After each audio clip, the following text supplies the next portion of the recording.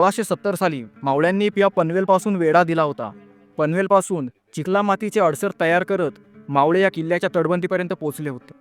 पोचल्यानंतर त्यांनी तटबंदीवरती माळा टाकल्या आणि माळा टाकून वरती चढले आणि हा किल्ला सर केला. तिथपासून शिवकाळात हा किल्ला स्वराज्यातच होता. मात्र छत्रपती संभाजी महाराजांचं ज्यावेळी निधन झालं त्याच्यानंतर ह्या किल्ल्यावरती मोगलांचं वर्चस्व आलं. आणि त्यानंतर जर पुन्हा पाहायचं झालं तर पेशवाई आली.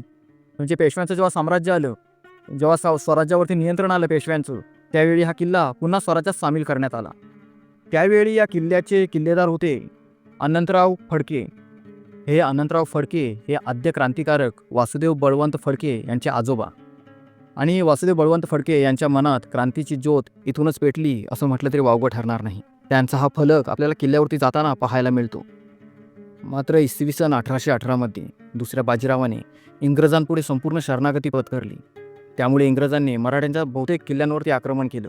त्यात कर्नाळा किल्ल्यावरतीही कर्नल प्रार्थरने जोरदार आक्रमण केलं. मात्र बाजीरावाने जरी शरणागती पत्करली असली दुसऱ्या बाजीरावाने, तरी मावळे हार कसे मानतील. मावळ्यांनी 3 दिवस खूप जोरदार प्रतिकार केला. मात्र मोजकेच मावळे होते, तरीही त्याने 3 दिवस हा कर्नाळा किल्ला लढवला होता. आणि त्यानंतर हा किल्ला इंग्रजांच्या ताब्यात गेला. असा हा समृद्ध इतिहास लाभलेला छत्रपती शिवाजी महाराजांचा किल्ले कर्नाळा.